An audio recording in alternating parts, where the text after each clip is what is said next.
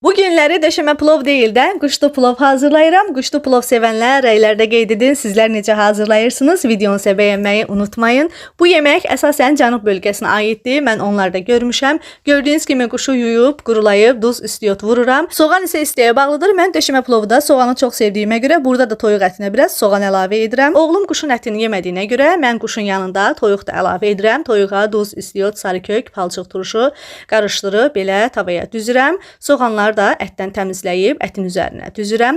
Düyümü artıq süzmüşəm.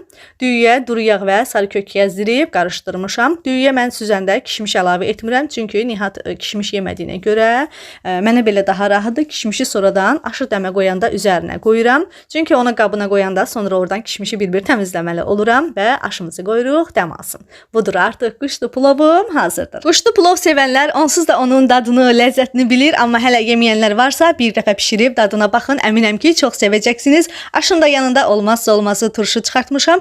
Burada da ətin sizə yumşaqlığını göstərirəm. Görün necə gözəl pişibdir.